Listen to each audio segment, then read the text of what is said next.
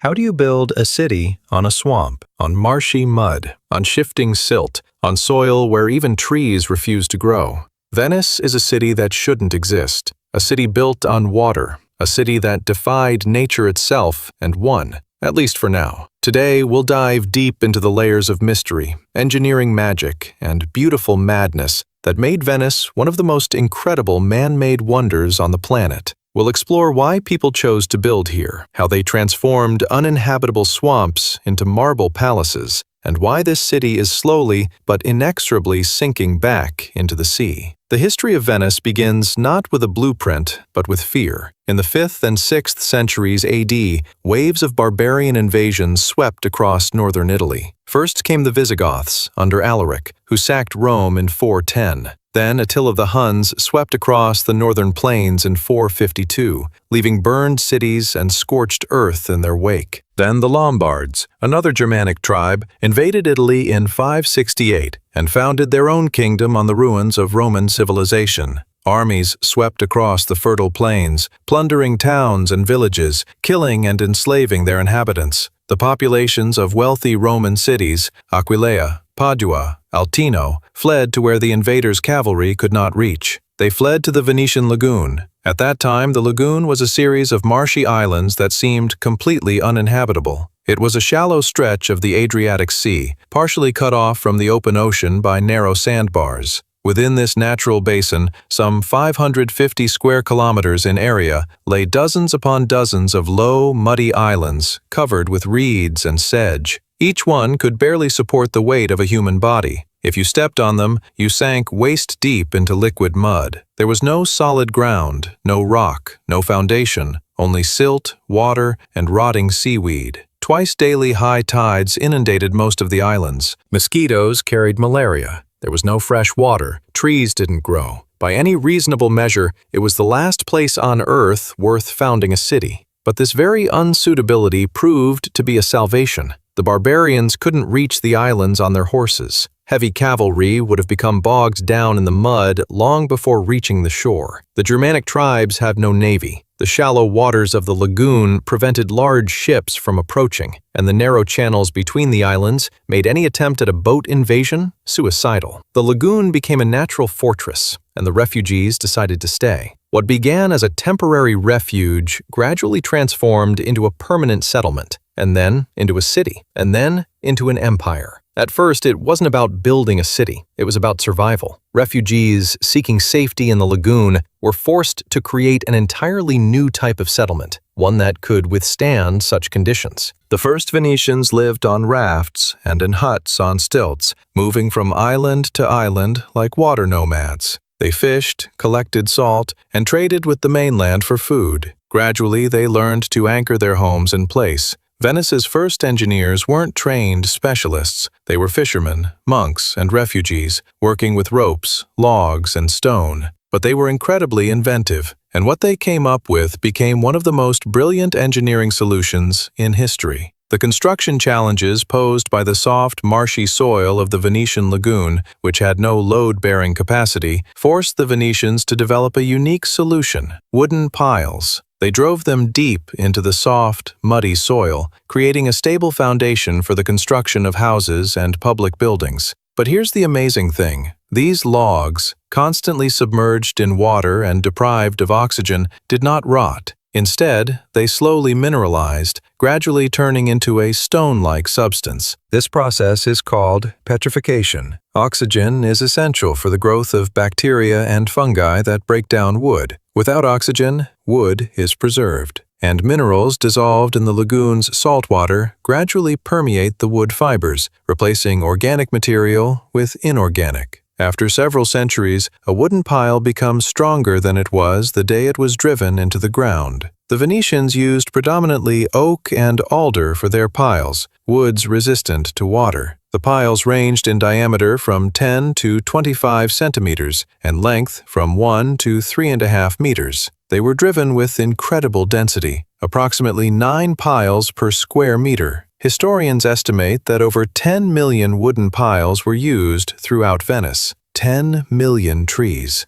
The wood was brought from the distant forests of Slovenia and Croatia. Entire forests were sacrificed to raise Venice from the waters. Some of these piles still stand beneath the city's iconic structures, the Rialto Bridge and St. Mark's Basilica, bearing the weight placed upon them over 1,000 years ago. Beyond the mineralization process, the thick layers of clay and silt in the lagoon also play a vital role in preserving the piles. Fine clay particles form a dense and cohesive structure. This density allows the clay to support the weight of wooden piles and stone foundations without shifting or spreading. Essentially, the Venetians found a hard layer of compacted clay beneath the soft silt and drove the piles down to this layer, creating an artificial foundation that transfers the load from the buildings through the piles to the clay. The Venetians laid wooden platforms over wooden piles. Then, on top of these, they laid slabs of Istrian stone, a dense limestone from Croatia so durable that it doesn't crumble in the salty air or disintegrate under the influence of seawater. Istrian stone became the main building material of Venice. Its white surface is not only beautiful but also functional. The stone is so dense that it is virtually impermeable to water. This is why the lower parts of Venetian buildings, constantly exposed to water, are clad in this stone. It serves as a waterproofing agent, protecting the brickwork above from the damaging effects of salt water. This brings us to the second layer of Venetian foundations: stone, brick, and mortar. The combination of stone, brick, and wood was key to their success. Wooden piles provided the necessary support to stabilize the foundation, while brick and stone provided the strength and water resistance necessary for building durable structures. Using the resources available, the Venetians managed to build a city that stands to this day, despite the constant threat of flooding and the unstable soil beneath. And it worked. For over 1,000 years, this city has stood, even when the tides lick its toes. Once the foundation was ready, construction began upward. Most Venetian buildings were made of brick, which is lighter than stone and less prone to shifting or cracking on unstable ground. Brickwork also has a certain flexibility, which is critical for a city whose foundations can shift slightly due to tides and subsidence. A rigid stone structure would crack at the slightest movement. Brick, however, can deform slightly without collapsing. The finishing touch was beauty. While the lower parts of the buildings were purely functional, the upper floors dazzled with splendor. Architects and craftsmen used marble, stucco, mosaics, and frescoes to decorate houses, palaces, and churches. Venice was built not only to survive, it was built to impress. One of the most unusual features of Venetian houses is the absence of basements. No deep cellars, no underground floors. Everything begins with the foundation, which is why the first floors of buildings were traditionally considered sacrificial. If the waters rose, they would be the first to be flooded. This is why many Venetians historically lived on the second and third floors, far from the reach of the tide. The buildings of Venice are unusually tall by medieval standards because horizontal expansion was impossible. Every square meter of land was worth its weight in gold, literally. But Venice never stopped growing. It expanded island by island, block by block. Venice is not a single landmass, but 118 separate islands, each stabilized by its own forest of piles beneath it. Instead of roads, the Venetians built bridges, more than 400 of them. The streets are narrow, the buildings are tall. Venice was compact by necessity, but stunning by design. Venice has always been full of ingenious surprises hidden just beneath the surface. To obtain fresh water, the Venetians dug wells directly into the silty soil, using layers of sand and clay to filter rainwater. The system was ingenious in its simplicity. The city's squares slope slightly toward the center, where the well is located. Rainwater flows through grates into a layer of sand, which filters it, and is collected in a clay reservoir in the center. The clay prevents salt water from entering the lagoon, and the sand purifies the rainwater.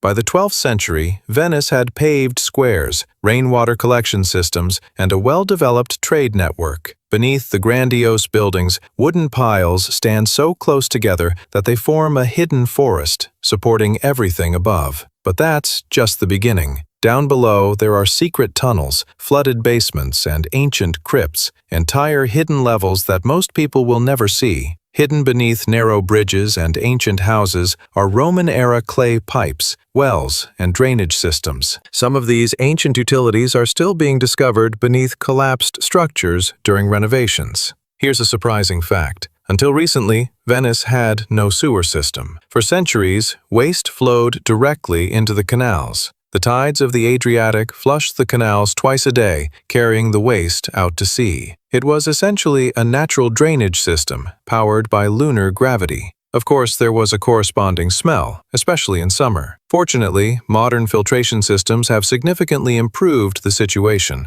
Although, even today, Venice's canals are not the best place for swimming. When burying their loved ones, the Venetians also showed ingenuity. They created floating island cemeteries, such as San Michele. Even the final resting places in Venice are floating. Those canals that appear to tourists as romantic backdrops were meticulously designed by engineers, channeling the waters of the lagoon to form the city we see today. The Grand Canal, Venice's main waterway, is shaped like an inverted S and runs through the entire city. It is 30 to 70 meters wide and about 5 meters deep. Lined on both sides are more than 170 palazzi, the palaces of Venetian nobility, each with its ceremonial facade facing the water. Because in Venice, water is the main thoroughfare. The main entrance to a house is from the canal, not from a narrow street. But time takes its toll. Some buildings have begun to lean, like miniature leaning towers of Pisa, as the wooden foundations beneath them have shifted over the centuries.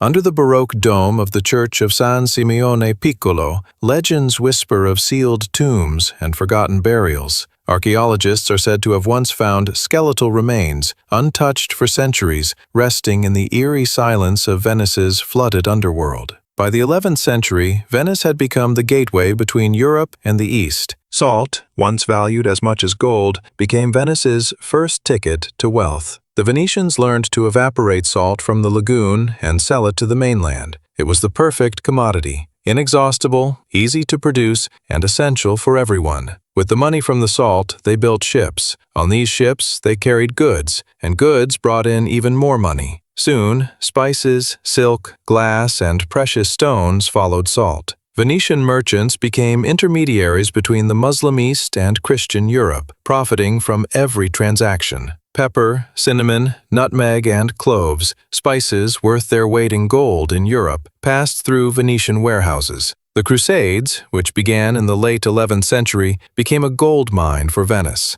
The Republic provided ships for the Crusaders to cross the Mediterranean, charging an astronomical fee. In 1204, during the Fourth Crusade, the Venetians convinced the Crusaders to attack Christian Constantinople instead of the Holy Land. The city was sacked, and Venice gained control of key trading ports in the eastern Mediterranean. The city created a vast trading empire, stretching from the Adriatic to the Aegean Sea and beyond. At the height of its power, the Republic controlled over 3,000 ships and dozens of ports in the Mediterranean. It was no longer a city, it was a maritime empire. Venetian merchants traded with Constantinople, Alexandria, Beirut, and even as far away as China. Marco Polo, the most famous traveler of the Middle Ages, was Venetian. His tales of the wonders of the East, written in a Genoa prison cell, fired the imagination of all of Europe. The wealth that flowed into the city allowed for the construction of palaces, cathedrals, and works of art that still captivate the imagination. The Venetian arsenal, a massive state-owned shipyard, became the largest industrial enterprise in the medieval world. It employed up to 16,000 people, and at its peak, it could launch a fully equipped war galley in a single day. It was an assembly line 400 years before Henry Ford devised his. The Doge's Palace, St. Mark's Basilica with its golden mosaics, the Rialto Bridge, all were paid for by the profits of a trading empire built on swamps. But no empire lasts forever. The discovery of a sea route to India around Africa by the Portuguese in the late 15th century undermined Venice's trade monopoly. Why transport spices through dozens of intermediaries across the Mediterranean when they could be delivered directly by sea? The Ottoman Empire seized Venetian trading colonies in the eastern Mediterranean one after another. Wars with the Turks drained the treasury. The plague devastated the city again and again, wiping out a third of the population in 1348 and another third in 1576. Venice remained beautiful, but it was slowly fading. In 1797, Napoleon entered Venice without firing a shot. The ancient republic, which had existed for over 1,000 years, capitulated without a fight. The last doge doffed his cap and handed over power to the French.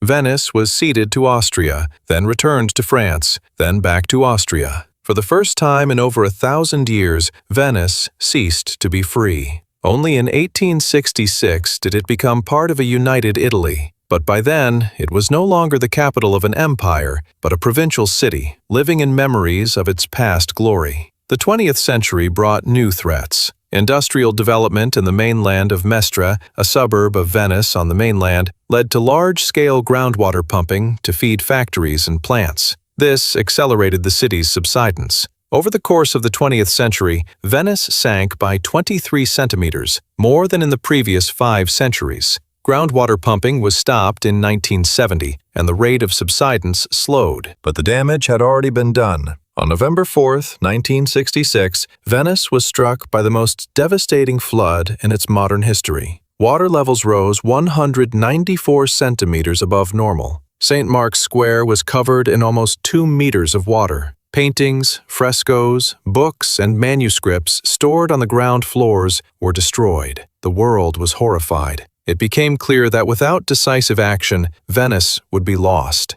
But Venetians are accustomed to coping with adversity. To combat flooding, the MOSE project, Module Experimental Electromechanical, was launched in 2003. 78 giant floodgates, hidden underwater at the bottom of the lagoon, rise when the tide exceeds 110 centimeters. The pontoons fill with air and float, blocking the influx of water from the Adriatic Sea. It's an expensive and controversial but vitally necessary project. Construction began in 2003, and the system became partially operational by 2020. It has already saved Venice from catastrophic flooding. Beneath the lagoon's waters, this steel wall stands as a last line of defense. But the danger isn't just natural. Mass tourism, cruise ships, pollution, and climate change all threaten the delicate balance on which Venice depends. Around 30 million tourists visit the city each year. 30 million people in a city with a permanent population of less than 60,000.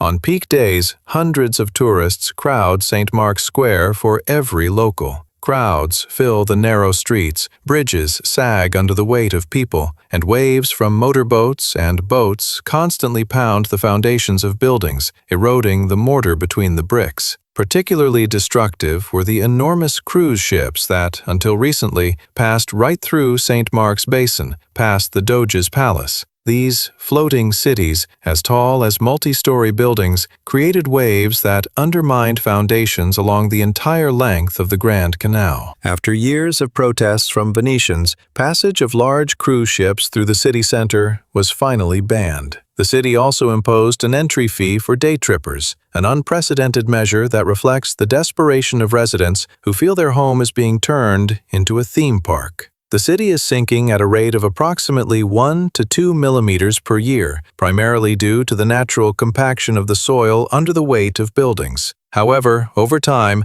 this compaction, combined with human activity, has accelerated the subsidence. At the same time, global sea levels are rising due to climate change, exacerbating flooding problems. Scientists predict that by the end of the 21st century, sea levels could rise by 50 to 100 centimeters. For a city where the difference between dry and flooded areas is measured in tens of centimeters, this is catastrophic. The phenomenon of acqua alta, high water, is becoming increasingly frequent and devastating. Piazza San Marco, the city's lowest point, floods dozens of times a year. Salt water rises through the capillaries of the brickwork, crystallizes as it dries, and erodes the stone from the inside. This process, called salt erosion, is slowly devouring the facades of palaces that have stood here for centuries. Tourists walk around the square in rubber boots, taking selfies with the flooded cathedral in the background, unaware that they are witnessing the symptoms of the city's slow death agony. Today, underwater drones and laser scanners are mapping Venice's submerged foundations in unprecedented detail. For the first time,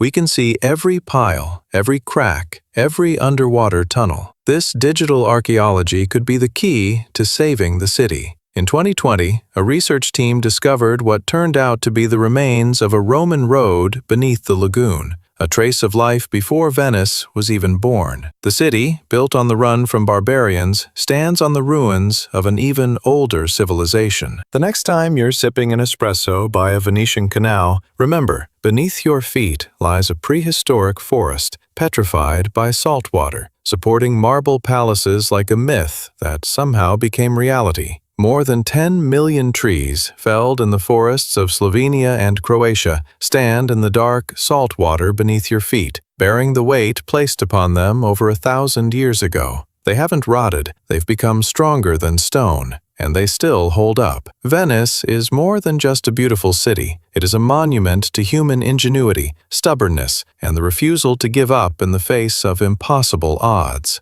It was built by people who fled destruction and created beauty, people who looked at an uninhabitable swamp and saw the capital of an empire, fishermen who became engineers, refugees who became builders, monks who became architects. They didn't have blueprints, computers, rolled steel, or concrete mixing plants. They had only axes, ropes, logs, and a boundless determination to survive. And they didn't just survive. They built one of the most beautiful cities on Earth. And even though it slowly sinks today, even though the waters rise, even though its foundations tire under the weight of centuries, even though cruise ships and millions of tourists press on its fragile frame, even though the climate changes and the sea advances, Venice still stands. For 1,500 years, it has stood on the water, defying gravity, logic, and common sense. And while it stands, it reminds us that the boundaries of the possible are defined not by nature,